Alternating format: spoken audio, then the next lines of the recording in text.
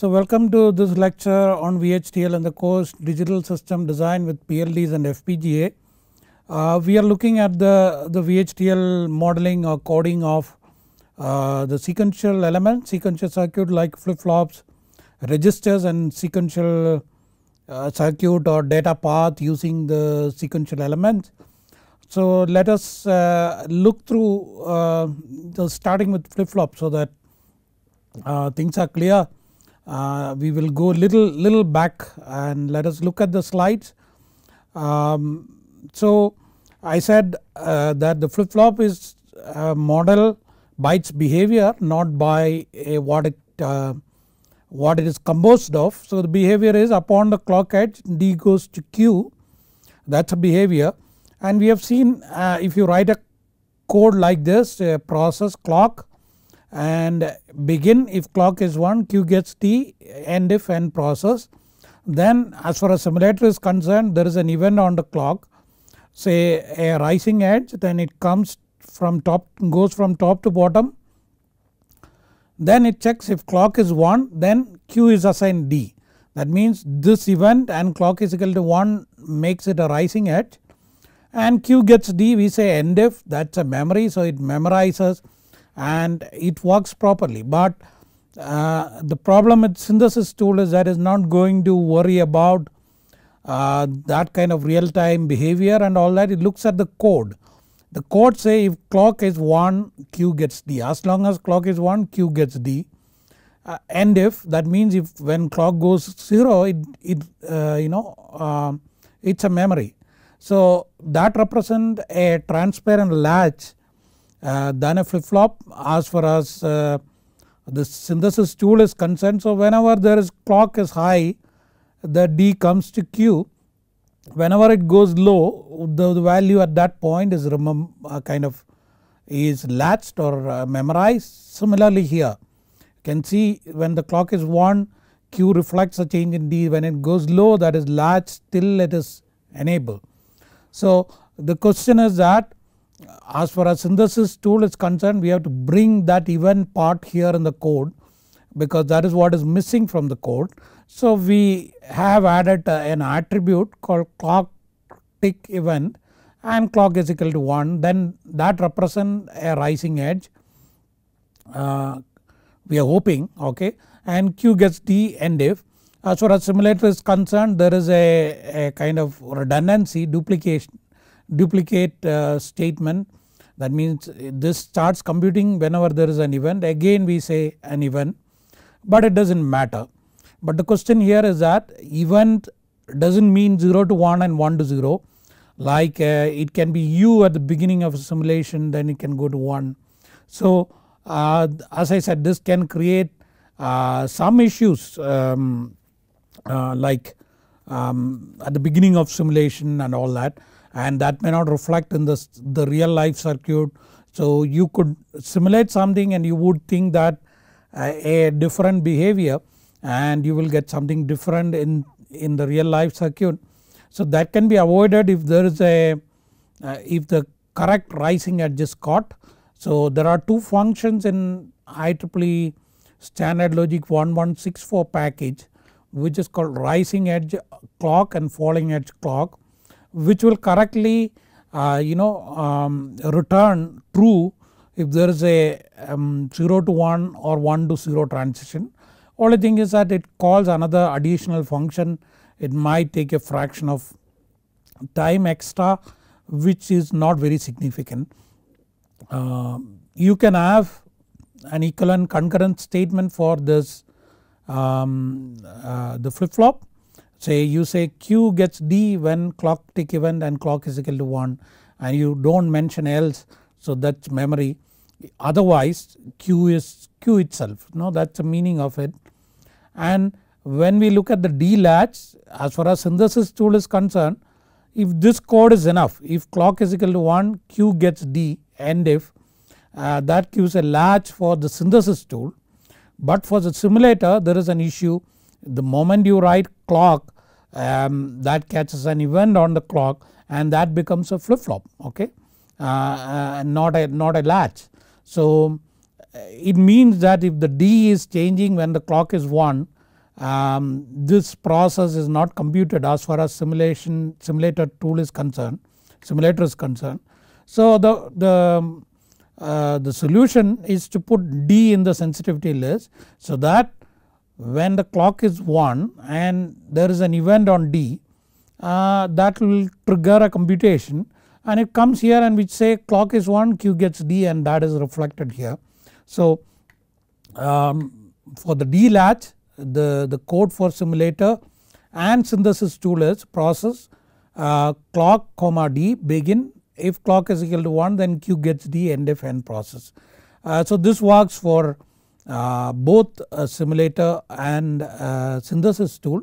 Synthesis tool looks at this code and synthesize it, and simulator looks at the sensitivity list and correctly simulate the behavior of the D latch. And you can have the equivalent concurrent statement here also. You can say Q gets D when clock is equal to 1 and else you say nothing, okay. And we also said that it is possible to use a syntax called wait on whatever that was on in the sensitivity list. In that case you don't write the sensitivity list at the end. This cannot be put at the beginning because that has to be computed, then you wait on clock and D. And even in process, normal process, when you write some process at the beginning it is computed once, okay. So that is what is this behavior. You have wait on clock or comma D. In that case you should not write it here. Either of this you can use it, and we said that there are different wait syntax: wait on, wait until and wait for. Wait for is definitely used for simulation, and you have a mix of that, and depending on the situation, these both are for simulation anyway. You cannot use it for synthesis because a time is specified, but wait until count is equal to 10. You can think how a sensible circuit can be designed for synthesis. We have discussed about the asynchronous reset. A flip flop with an asynchronous reset resets whenever this is active or this is asserted, irrespective of the clock. That means that is why it is called asynchronous. If there is anything is synchronous, then upon the clock that happens, but here asynchronous mean that any time you make it 1 in this case, then the Q gets 0, whatever may be the clock, whether it is high, low or transiting. Though there is I mentioned there is some kind of relation you have to maintain for the proper operation of the flip flop. As far as the reset is concerned, not good time to discuss that here, maybe towards the end of the course we will discuss that. But for the time being we assume that it is any time it can come and it will reset, and it has priority, okay. So we will see how that can be coded. First of all, that means that the process has to be sensitive to that one. So we write the reset here in the sensitivity list, then it has priority. So we will write before if clock event is and clock is equal to 1 the reset. The code is shown if the clock and reset is in the sensitivity list, and we write the code if reset is 1 then Q gets 0, else if clock tick event clock is equal to 1 then Q gets D, end if, okay. We do not specify the else, and here also mind you it's else if, not the else, okay. We cannot be else because else only will catch the reset equal to 0. So else if clock event clock is equal to 1 then end if, that represent the memory. So this gives you an asynchronous reset, and if it is a register of multiple input and multiple output, then you can say other 0 and this become a vector and this become a vector. You get the same asynchronous reset for all the flip flop element in the register, okay. Now you can have a concurrent statement which say that Q gets 0 when reset is 1, else D when clock event and clock is equal to 1, then you do not say else, okay. So here Q gets 0 when reset is 1, else D when clock tick event and clock is equal to 1, and we don't say else, then you get the same thing. We have looked at this code the last class. Here the difference is that instead of Q gets D we say Q gets A XOR B, okay. And as I said, we know that any flip flop upon the clock D is transferred to Q. So in this case if you say upon the clock, if Q is getting a combination circuit output, would mean that you have to connect that exclusive OR gate at the input of D, because the only input which is transferred to the Q is D. So naturally you have to connect your XOR gate here, then upon the clock A XOR B will come to the Q. So that is what the synthesis tool is going to do. The exclusive OR gate with A and B as input is connected to the D, and upon the clock the Q gets D, okay. So it means that you can write a single process which can combine a flip flop and the combination circuit preceding it, okay. Or you can say if it is a register with a vector input and vector output, you could say a register with the preceding logic, which can be very complex, can be coded using a single process, okay. So anytime you see a register and some logic behind it, that can be coded using a single process. And so it means that you say if clock tick event and clock is equal to 1, end if, and within that you write some code for combination circuit, which can be complex using, you can say case, some input is, when for each value, for each of that cases you can say if some input and additional inputs and so on. It can be complex code here, but what happens is that whatever you write here comes at the input of the D. So this combination circuit, the code of that appears here, okay. That's a crux of the matter.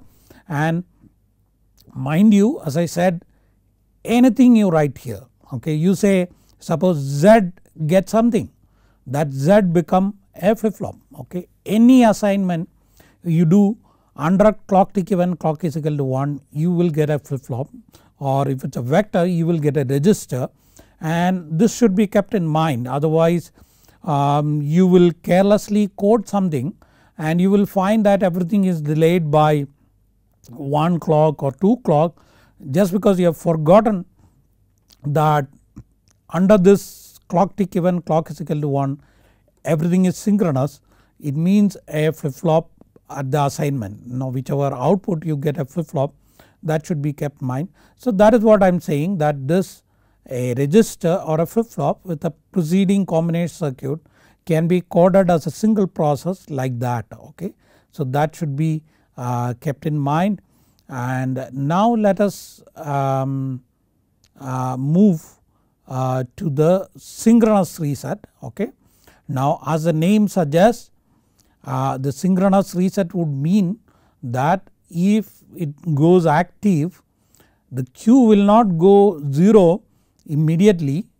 Upon the next positive clock edge the Q will become 0, okay. So you assert it any time, but the Q, the flip flop is reset when the next clock comes. That is the meaning of synchronous reset. And we have seen the code for asynchronous reset, which has priority over the clock. So we wrote it, the reset we wrote in the sensitivity list, we wrote the reset before because it has priority. If reset is 1 then Q gets 0, else if clock even clock is equal to 1 Q gets D, okay. But here first of all this is synchronous with the clock, it has no priority. So the first thing to do is that the reset has to be removed from the sensitivity list, because anytime reset changes it does not respond. Only when the clock comes it check if reset is 1, then the Q gets 0 as far as the coding is concerned. I am not talking about the real circuit part of it, that we will worry a while later, but I am talking about how to code it. When the reset, when the clock comes, if reset is 1 then Q gets 0, else Q gets D. So once the clock comes we have priority for reset over the D, okay, that has to be kept in mind. So that shows that code has to come under here because it is synchronous to the clock. So we are not going to write reset in the sensitivity list, we are going to remove this, we are putting back if, and we say if clock tick even clock is equal to 1, then we say if reset is 1 then Q gets 0 else Q gets D, okay. So that is the code for the synchronous reset. We need not, we shouldn't write the reset in sensitivity list. So process clock begin if clock tick event and clock is equal to 1, then underneath we say, because that is synchronous reset, if reset is 1 that has priority, Q gets 0 else Q gets the end if, okay, and this is end if because that represent the memory. This if is, this end if is for the outer if and this is the inner if, okay, this is a nested if. Now we are able to write a synchronous reset using the process using if syntax or if construct. It is because if can be nested, okay. Now if you look in the concurrent statement, we told the previous slide we put the concurrent statement, and in the concurrent statement there is no way to nest it. So it is very difficult to write synchronous reset in a meaningful way. It is not that you could maybe you can write Q gets 0 when reset is 1 and clock tick even clock is equal to 1, but it does not kind of convey the right meaning. It looks as if you are gating the clock with the reset and so on.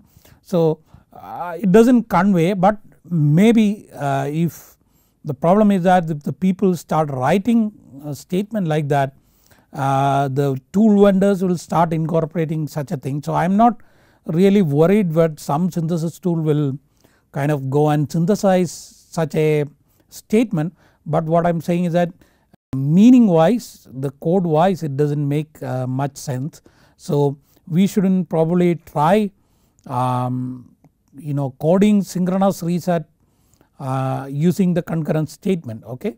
So that should be kept in mind. So this is what is stated here, if then allows nesting and synchronous circuit can be coded using synchronous reset can be coded here. In concurrent statement is not possible, it is kind of does not make sense to write a code for synchronous reset. Also look at this statement, it say if reset is 1 Q gets 0 else Q gets D, okay. So if you carefully look at the code, because I am now going to talk about the synthesis tool. Now we talked about the simulator. Synthesis tool will look at this code, okay, which say that if clock tick even clock is equal to 1, then if reset is 1 Q gets 0 else Q gets D. So we know that the moment you have if clock tick even clock is equal to 1 end if, that is a flip flop, okay. There is a D, there is a Q, that is it. But now we are saying an additional if which say that if something is 1 Q gets 0 else Q gets D. So if you think what structure is this, then you can think it is a kind of multiplexer, 2 to 1 multiplexer, where the select line is reset, okay, which say that if reset is 1 Q gets 0 else Q gets D. So it is a 2 to 1 marks, okay.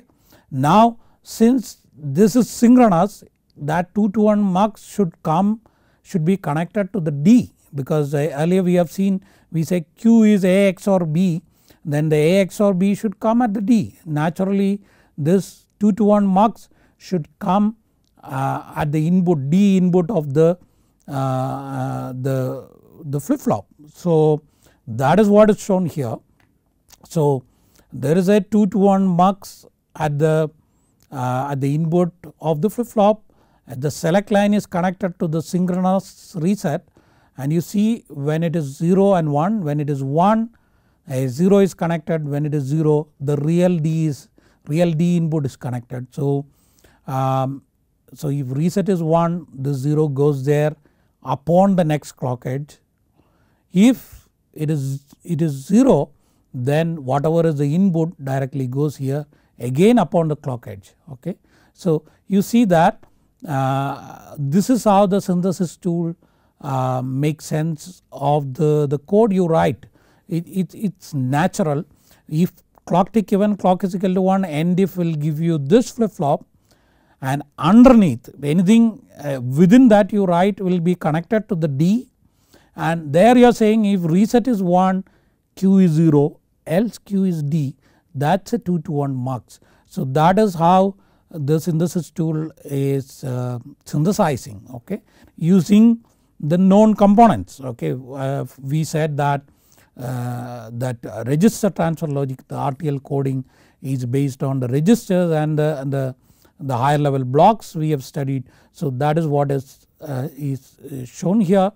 So let us so that should be clear in your mind. So let us look at one other code. Okay, please have a look at this particular code. Okay, I have not shown the reset, but mind you in all the code you please write the reset. Just because we are learning, I didn't want to write reset and add to the complications. I wanted to concentrate on the real the code. So I have removed the reset, but then please whenever you code any register, any flip flop, always add reset to it. Okay, this is just for learning, so I have not written the reset. So which says now the process clock begin if clock tick event and clock is equal to 1, Q gets D and R gets Q, end if end process. So it in a very kind of trivial way, if you look at it, say Q gets D, R gets Q, so you can say R gets D or something like that. But mind you, by definition this assignment has some delta cycle significance. It is not an immediate assignment.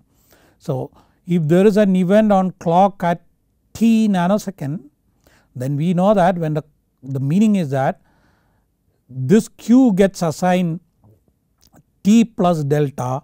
So there is an event, whatever may be the value at the D will be assigned Q of t plus delta, and when it comes to the R statement, whatever was the value of Q at time t is assigned to R at t plus delta. Okay. So R will get the previous value of the Q, and the Q will get the new value of the current value of the D after t plus delta. Okay. So you see that it is not that the R gets D after t plus delta. So you see that the event has happened at t. So whatever was the value of D at the time instant t is assigned to Q at t plus delta. Now whatever was the value of Q is assigned to R, whatever was the value of Q at time t is assigned to R at t plus delta. Now the game is over. So the R gets a previous value of Q gets a previous value of D. So it is like a chain of flip flops, it is not a single flip flop, and when the simulation time is moved now to t plus delta, then the t plus delta value of D will go to t plus 2 delta value of Q and so on. Okay. So that is how it proceeds, but the essence is that you get something like this. Okay. You will get two flip flops. The first flip flop will give you the Q, the second flip flop will give you the R. Okay. So if you do, and that is consistent with whatever we have told, you write any assignment you get a flip flop. So the Q gets a flip flop, R gets a flip flop. So that is what it goes. So that gives you an idea how to code a shift register. Okay. So let us look at the this kind of a 8-bit shift register. Okay, I should have shown it kind of instead of left to right, right to left, because I treat Q7 as the MSB, but I hope you just get it. We treat Q7 as the MSB. So normally we write the MSB on the left hand side, but you instead of flipping it, I didn't get time to flip it out. So assume that the Q7 is MSB. So when the clock comes, D0 go to Q0 and the Q0 go to Q1 and so on. Q1 goes to Q2 and the Q6 go to Q7. This is just the continuation. I have not shown what is in between. So this code gives you a clue what to write. So which say that if clock tick even clock is equal to 1, Q0 will get D0, then Q1 gets D1, Q2 gets D2 and so on. You have to write all the way, now all the way up to Q7. Okay.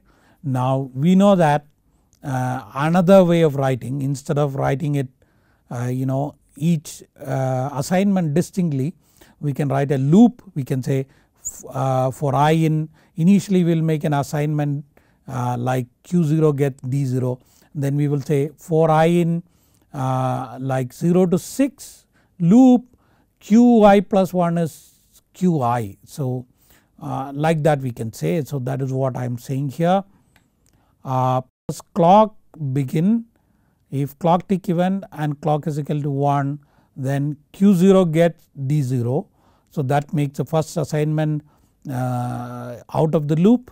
Then for I in 0 to 6 loop Qi plus 1 is Qi. So if the index is 0, then Q1 is Q0, when index is 1 then Q2 gets Q1, when the index is 6 Q7 get Q6. And you could definitely, we have made a little goof up probably in naming this as D0. If we had named like Q0 Q1 like that, we could have written everything in a loop. That depends on your naming convention, but there is another way of looking at it. Instead of looking at kind of bit by bit, we can treat it as a vector. Okay. So if you, instead of looking at bit by bit, let us look at it as a vector. So if you look at the vector, what happens is that basically Q7 to Q0, that is Q7 Q6 Q1 Q0 is going to get Q6, because Q7 is getting Q6, Q6 down to 0 and D0. So we can say, if you look at it as a vector, then you can say Q7 down to 0, which is nothing but Q as we have defined, then we'll get Q6 down to 0 and D0. So we are viewing, instead of a kind of bit by bit, we are viewing it as a vector. So that is a more convenient way than writing a loop. So you can say in one shot, if clock tick even and clock is equal to 1, then Q, which is 7 down to 0, gets Q6 down to 0 and D0. And that is, if you write 7 down to 0, it becomes very clear. The 7 gets 6 and 0 gets D0 and everything in between in the same order. Okay. So this is a better way of coding than this, and in one shot it is done. It's easy to look at the picture and code it, and it is kind of consistent with the diagrams we drew, because I said I will not be drawing kind of individual flip flops. So in principle you can show 8 flip flops together with thick line here, which says the Q is here, and here we say Q6 down to 0 and D0. Then in one shot it becomes of a flip flop. A very kind of concise way of representing it. So that is the code for a shift register. So now let us look at a code for counter, a simple binary counter which is kind of 8 bit. So this counts from 0 to 255. So you see here the main code I am going to show first. So here we have declared a signal. This is kind of it shows how to use a signal. Signal Q standard logic vector 7 down to 0, and we have in the NDT clock and reset as input. You see here process clock reset, okay. If reset is 1 then Q gets other 0 because it is an 8-bit output, else if clock tick event clock is equal to 1 Q gets Q plus 1. It says that if reset is there Q is initialized 0, otherwise Q gets incremented value of the Q. That means Q gets whatever was the previous value of Q plus 1, because this is at T plus delta, this is T plus 1, okay. Now you realize actual output in the NDT is called count, which is of type out, which is standard logic vector 7 down to 0. We will not be in a position to write count here, because if you say count other 0 is fine, but here if you say count gets count plus 1 cannot be done, because count is an out kind of mode output, and output should come on the left hand side of the assignment, not on the right hand side of the assignment. So the trick we do is that we define a signal internally which is exactly same data type as this output port. So we define that signal Q standard logic vector 7 down to 0, and this is not signal as both, you can there is no direction like output or input, one side is input the other side is output. So we can happily say Q gets Q plus 1, and we say in the before the process or anywhere in the architecture declaration region we say count gets Q, okay. So that is how we avoid the use of buffer because buffer has restriction. So we use signals to circumvent this scenario of using something, some output gets output plus 1. So we declare signal and that signal is assigned to the real output, okay, that is the meaning of it. And this plus, which is now you look the NDT, clock and reset is standard logic input, count is standard logic vector 7 down to 0, so is the Q. Now we are saying that a standard logic vector gets standard logic vector plus 1, and 1 is an integer, okay. I am not writing 1 within the codes, okay. So this plus is not the standard plus, the standard plus is for basically for integer. Here one side is standard logic vector, one side is integer. So this operator is overloaded in this particular package. Use say standard logic underscore unsigned package. That is why we say here use IEEE standard logic unsigned dot all, okay. So that is a code for the counter. Once again you have library, you have use IEEE standard logic 1164, that is the one which is defining the standard logic, and we use standard logic unsigned for this plus to be used, and we have clock and reset as input, port as output.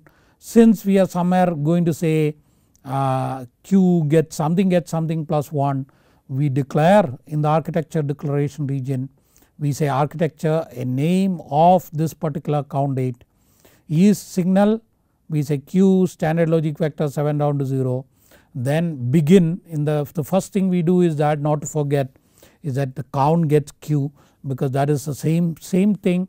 We circumvent the problem of the right hand side, the output for right hand side by declaring a signal and assigning the signal to the output, and we say process clock reset begin, if reset is 1 Q gets other 0, else if clock tick event and clock is equal to 1 Q gets Q plus 1, end if end process, okay. That is how we get the counter.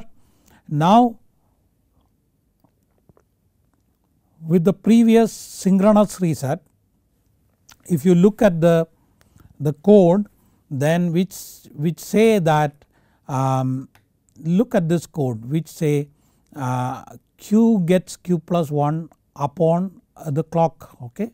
So this is asynchronous reset, but when the clock comes the Q is Q plus 1. So that means that the output is taken back to the D and an incrementer comes here and give it to the D. That's the meaning of it. So you get such a circuit. You have 8 flip flops, all the clocks are tied together and connected to the clock.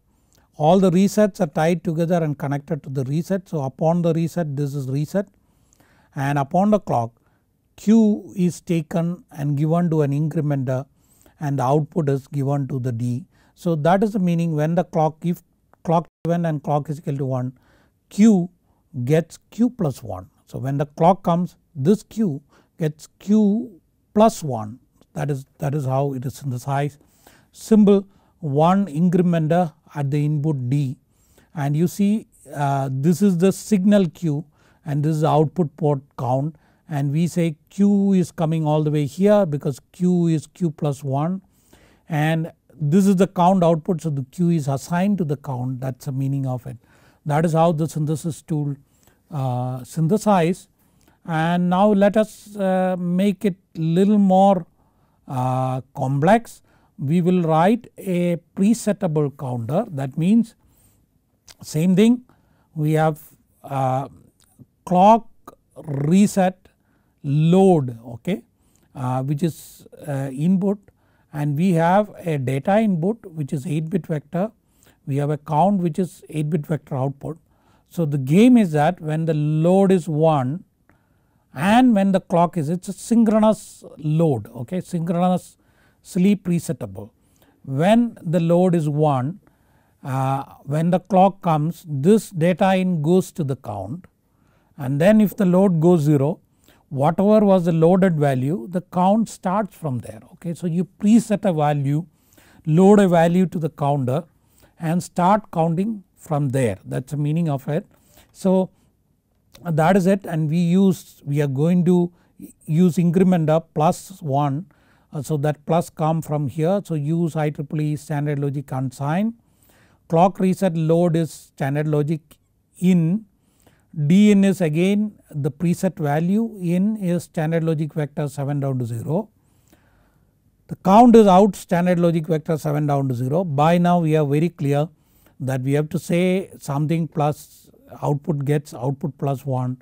So we declare a signal which is of same type as count which is used inside, and we assign count gets Q, and now in the code you say process clock reset, if reset is 1 then Q gets other 0, else if clock tick even and clock is equal to 1, now the synchronous load start, okay. Now when you say else if clock tick even and clock is equal to 1, end if, that's where you get the flip flops. And now we say if load is 1 then Q gets the D in. So when the clock comes, if load is 1 Q gets D in, if the load is not 1 then Q gets Q plus 1, okay. So that gives you, so the load has priority over incrementing. If the load is 1 and the clock comes, it does not increment, it loads a new value, and if load is 0 then the Q gets incremented, and anyway we are assigning Q to count, then the count get incremented. Now once again look at this code, this says that upon the clock load is 1 then Q gets D in, else Q gets Q plus 1. This shows a kind of 2 to 1 marks, so with the select line as load, so when the load is 1 Q, that mux will get D in, the 1 part, this otherwise 0th part will get Q fed back through an incrementer. So that is what is the synthesis tool is going to do. So it put a mux here because it has priority over the counting. So the load is a select signal of the 2 to 1 mux, when it is 1 because it has priority, D in is connected to the D, so upon the clock this comes here, and if it is load is 0 then whatever is here is incremented and it keep on incrementing as long as the load is 0. So that is how the synthesis tool synthesize a circuit in terms of flip flops, in terms of muxes, in terms of decoders, the incrementer, adder, subtractor and so on. So you can practice some kind of exercise. I will, as we go along, I will show you a real tool how to simulate this, and we will see the simulation with the tool and so on. So that is the kind of the sequential circuit coding. We have looked at basically today the asynchronous reset. So the reset is coded as a priority before the clock tick when clock is equal to 1. Then we looked at the synchronous reset. Then we looked at the combination circuit before the flip flop or registers, where under the clock tick when clock is equal to 1, any assignment you make become a combination circuit at the input of the flip flop or registers. So that is how to do it. Only thing is that you have to be cautious. So anything you write you get a flip flop, and we have seen how to write a shift register, like if you write 2 assignment, then one get the other, then you get a chain of flip flops, chain of 2 flip flops. So you can extend that to form a shift register, and we have seen how to write a loop to implement a shift register, or treat it as a vector, which is much more concise, elegant, easy to understand. Otherwise if you write a complex loop, then somebody has to put the index, work through the index and so on. Though writing is as a vector is a much better way to code shift register. And we have looked at the counter, how to write the counter. So we have looked at how to declare a signal and write the code like Q gets Q plus 1, because Q is a signal. You cannot write the count is count plus 1, because count is an output which cannot come on the right hand side. We circumvent this problem by declaring a similar signal and assigning that signal to the output in the architecture statement region in the concurrent as a concurrent statement. We also have seen how to write a synchronous reset. So it becomes, as far as synthesis tool is concerned, it becomes a 2 to 1 mux, because in the under the clock tick when clock is equal to 1, we say if reset is 1 Q gets 0, else Q gets T, that represent the structure of 2 to 1 mux. Then we have seen a similar presettable counter, a synchronously loadable counter. So the load and Dean is input, so which is synchronous. So again under the clock tick when clock is equal to 1, we say if load is 1, then whatever is the input value goes to the Q, else Q gets incremented. So it again comes as a 2 to 1 mux at the input of the flip flop or the register. So when it is 0, the input goes directly.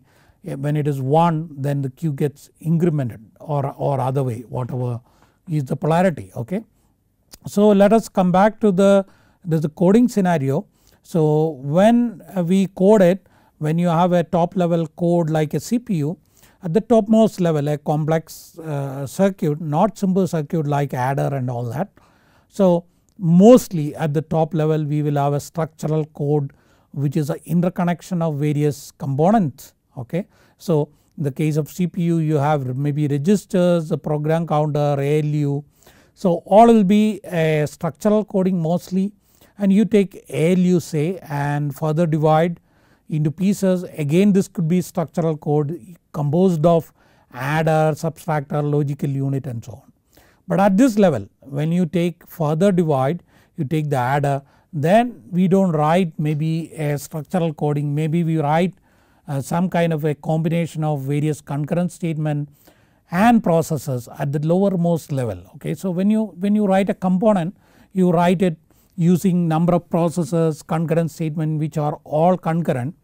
But at the second level, at the next top level, we use structural coding to interconnect, and the topmost level is almost always structural coding, but this can maybe combine the structural code, some concurrent statement and things like that. But that is how the coding scenario is.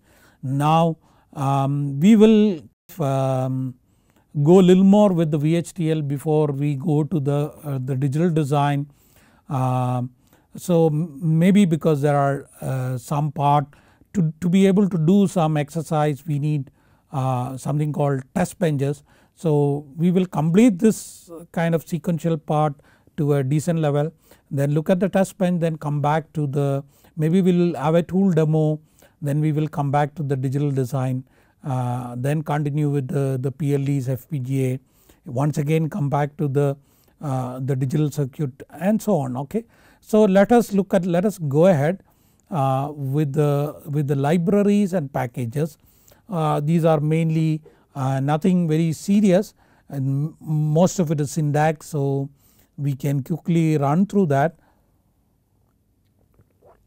But to illustrate the packages, I want to take a very simple example. Basically in the package we are trying to write some component and instantiate in a top level code. Okay. So let us take a very simple example, because if I take a complex example then we have to understand the circuit, the code becomes big, it may not go in a kind of slide. So I have limited this. So let us take, this is the component, a simple D flip flop.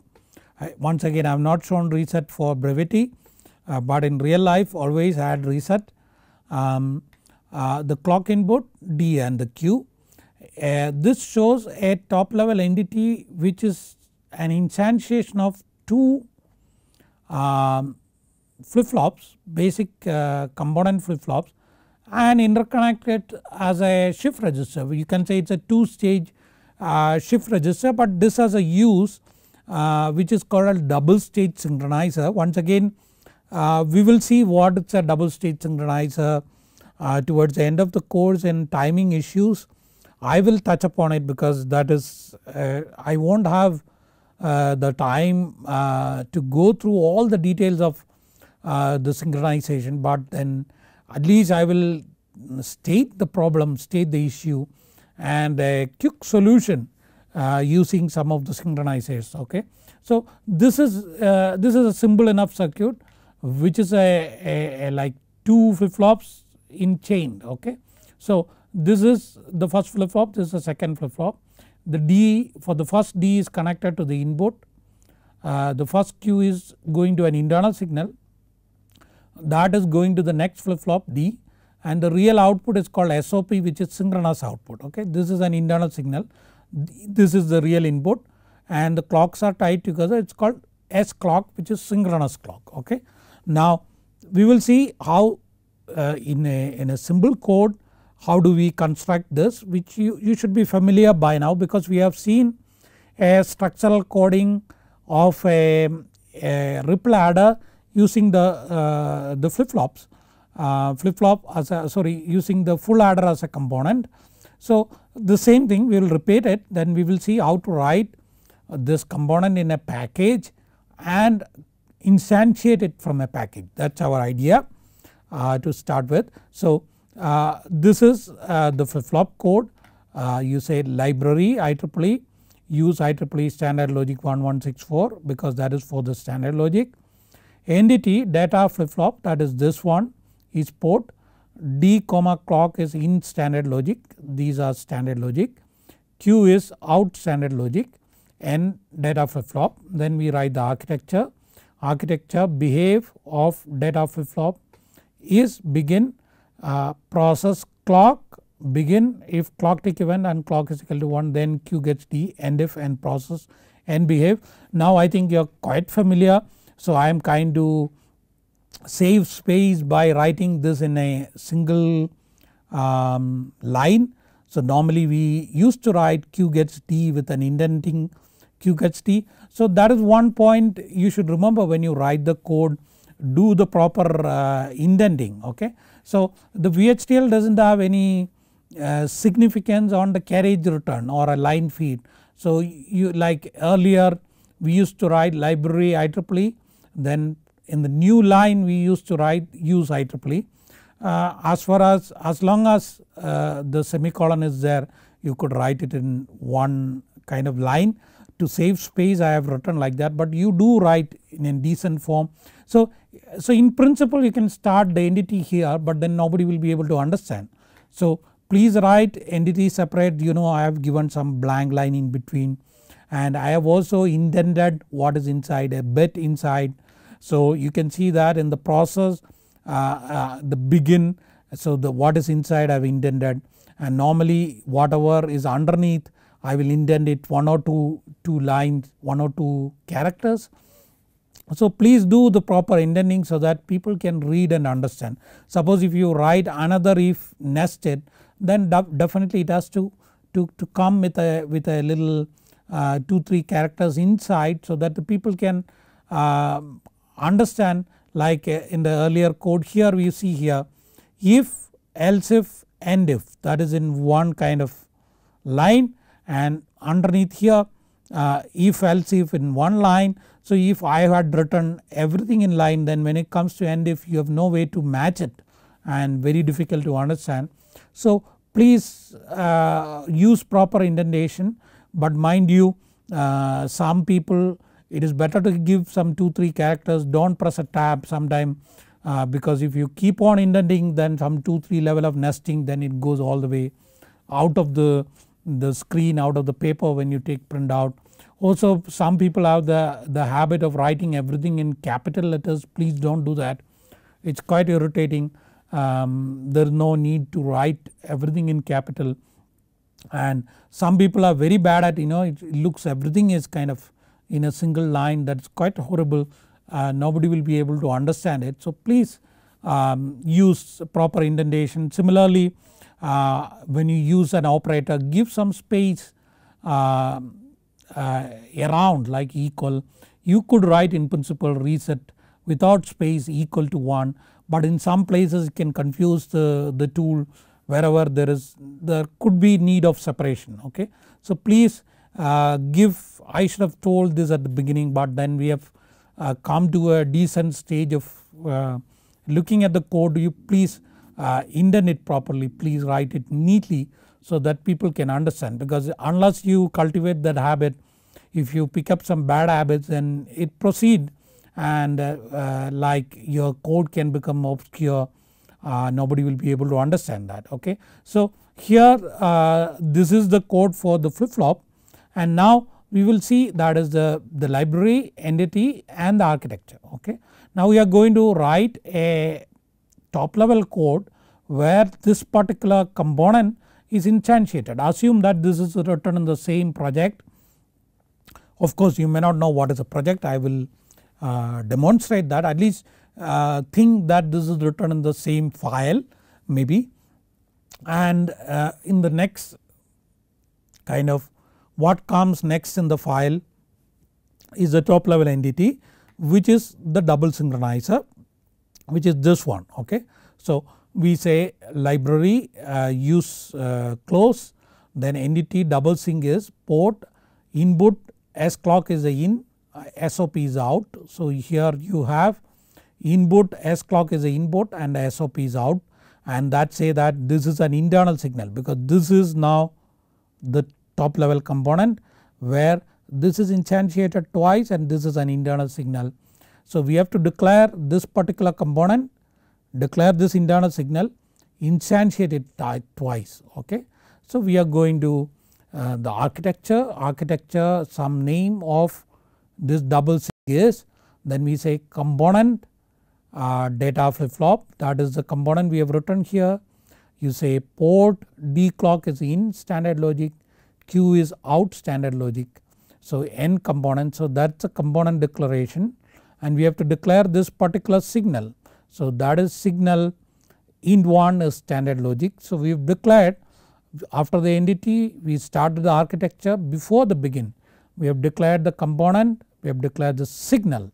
Now we are going to instantiate this 2 times, and with this connection, input is connected to the D of the first flip flop, the output of the first D flip flop is int1, input of the second flip flop is int1, the clock is same, and the output of the second flip flop is SOP. Okay.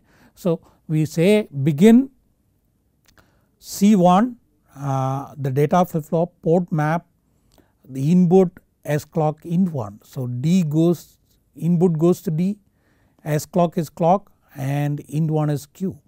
C2 data flip flop port 1, So that int1 output goes to the int1 input D, S clock is same clock and the output is SOP. So you get the kind of double stage synchronizer with the D flip flop as component, and this is how we write normally. Now what we are going to see next is that how to put this in a package and compile it into a library, and we write a top level component of double stage synchronizer with that component now coming from the library rather than from our own file, our own code. Okay, that is what we are going to see. Now we are coming to the end of the lecture, so I will take that up in the next lecture.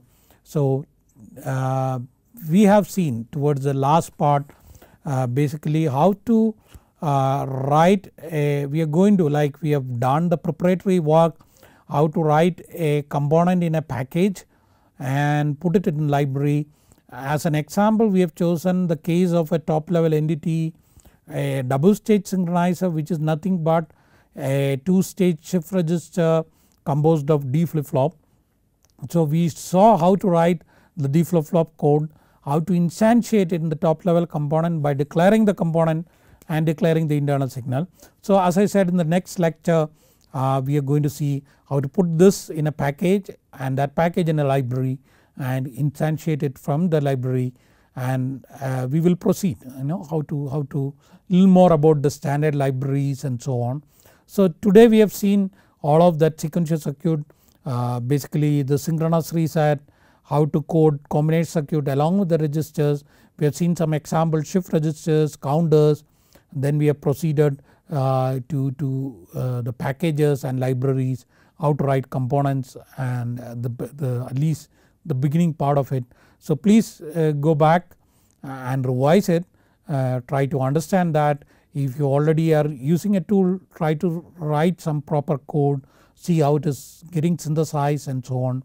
So I wish you all the best and thank you.